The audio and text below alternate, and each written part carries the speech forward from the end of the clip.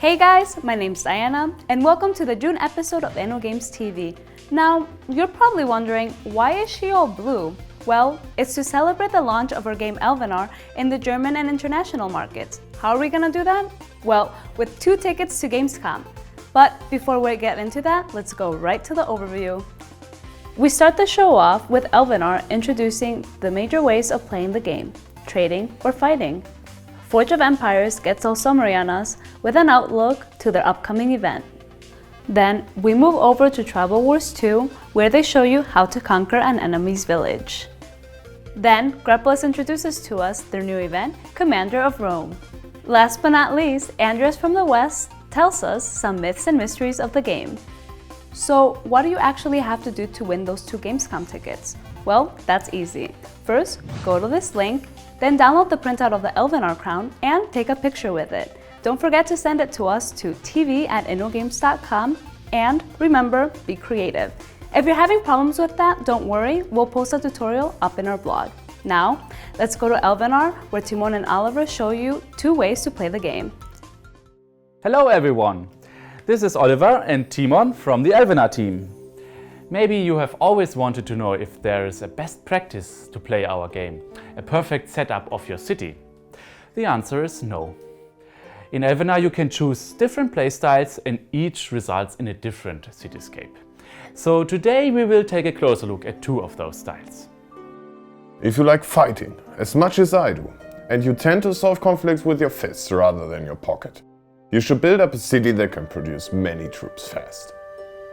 For that, you will need a bunch of armories and a solid amount of workshops to ensure a steady and still flexible production of troops. Upgrade your military buildings and workshops always as soon as possible. Keep an eye on your culture, since those buildings eat up culture like crazy. If you prefer a more peaceful approach and you want to create a city that is rich and wealthy by its trade relations, you should put your focus on manufactories to produce tons of goods. Manufactories, however, require a lot of population, so you definitely need additional residences. Negotiating with your goods might be a bit more expensive than to battle for the relics in the provinces. But it is also a very fast way to solve encounters. If you have a tight schedule, you should give it a try. To maximize your good production, use shorter production times as often as possible.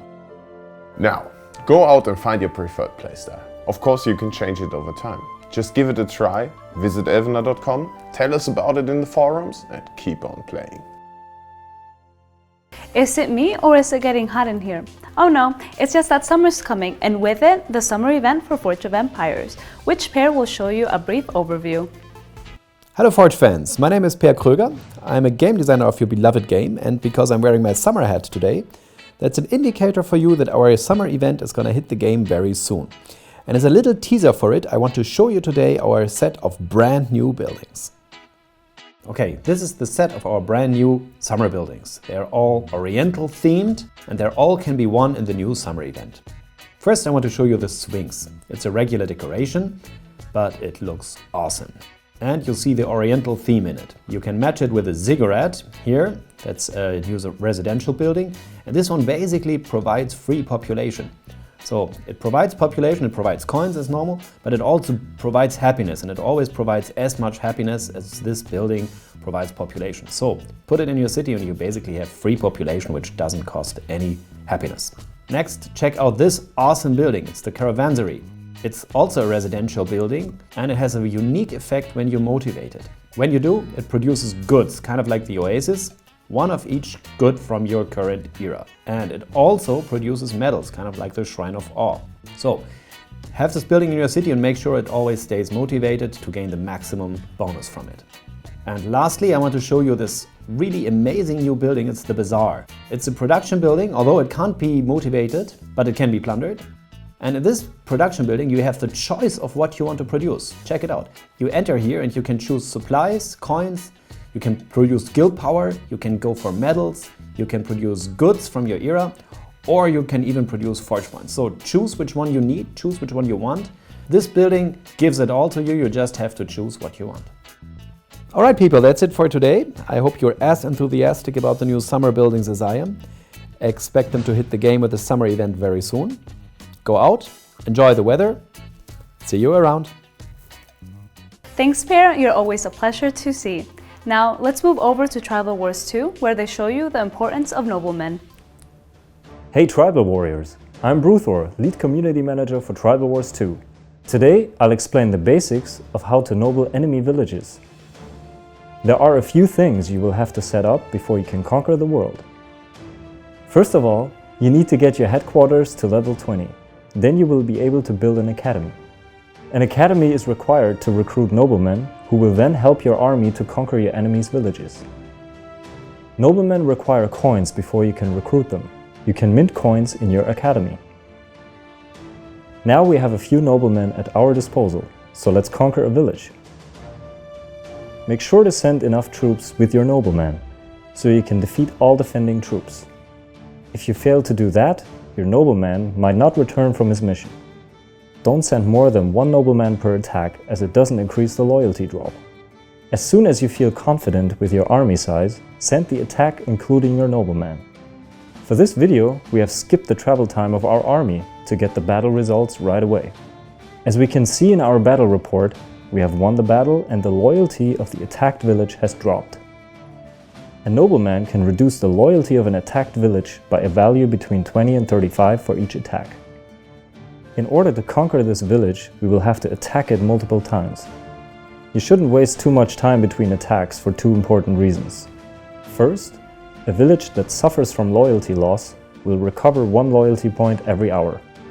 Second, you don't want to give your opponent the chance to rebuild his defenses. It's best to have 4 or more noblemen at your disposal to run a sequence of attacks to conquer your desired village in a very short amount of time. If you have a paladin equipped with Vasco's scepter, you can get lucky and conquer a village with only 3 attacks. Once the loyalty of a village drops below 0, you have conquered the village. The loyalty value is reset to a value of 25 and will slowly recover over time. The last successful noble attack will also consume your assigned nobleman. He will then basically become the leader of your new village. I hope the short video was helpful for you. Now get back into the game and crush your enemies. From Tribal Wars 2 to my French friend Jordan, he'll talk to you about Grepolis' new event, Commander of Rome. Greetings! My name is Jordan and I am the lead community manager of Grepolis. Have you ever dreamed of being a commander? Well, this is your chance with our next event, Commander of Rome. As you can imagine, a new event icon will show up in the right corner of your screen. There, Marcus Vitalis asks you to lead his army into Rome and destroy the evil Vespasian. He will guide you through this event and tell you how to fight to victory. As you can see in the tutorial, you will fight against the enemy with your special Roman units. Keep in mind that you can store your reward instead of using it right away. Later on, you will also be able to come back to a certain battlefield and claim your favorite reward again. If some of the enemies are too tough for you, you can always enable artillery fire. This will give you a combat bonus of 20% since the enemy can't ignore it. Just like past events, we have made it simple to gather new units.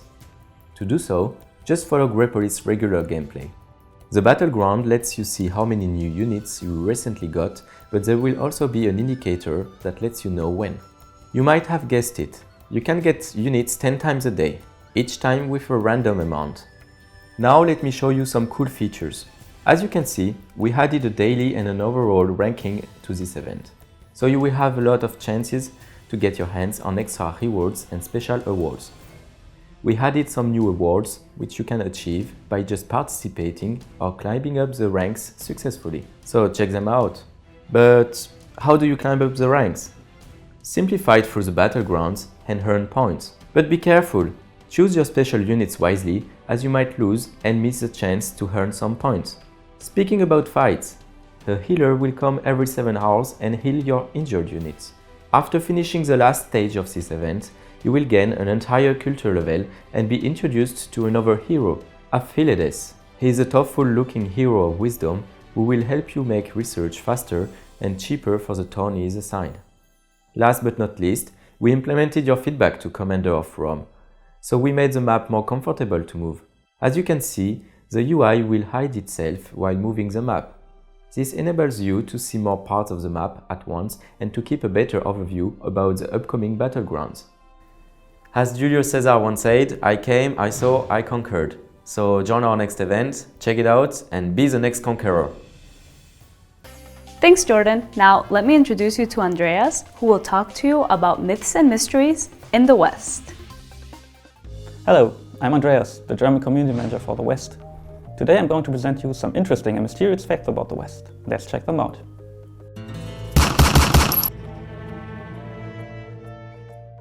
Nobody knows, but it has been said that calling El Polo Diablo will lead to a chicken stampede in the chat. Our sheep, on the other hand, are way more even-tempered.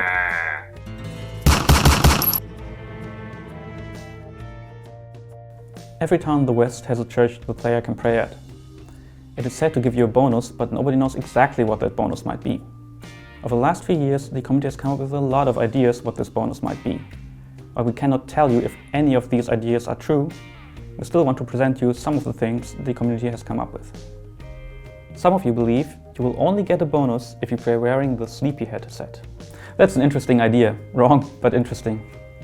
Some of you even believe that if you just pray often enough, you will get a secret quest. Again, interesting, but wrong. And finally, some of you think that if you pray too often, you will even have bad luck during jobs. While it can be dangerous to be over-eager in the West, that's not it.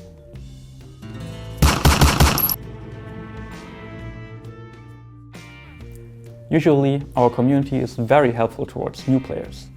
But there are few pranks that have become common over the years. So beware if players are trying to tell you that you can increase your travel speed when equipping a donkey and a carrot. Also, clicking on the well while having a quarter equipped doesn't work, because there is no well. And don't even bother trying to find the sunscreen that supposedly protects you from being knocked out.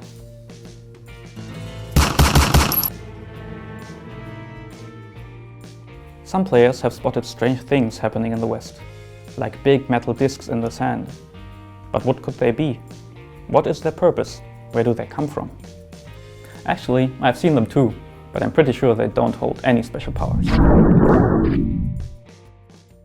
Well, that was it for the June episode of InnoGames TV. Don't forget about our contest and make sure to get the crown. If you have any questions, make sure to leave them in the comment section. We'll answer them as soon as we can. But besides that, if you like this episode, make sure to subscribe to our YouTube channel and like us on Facebook and Twitter. We'll make sure to bring you the latest news on all our games. Bye!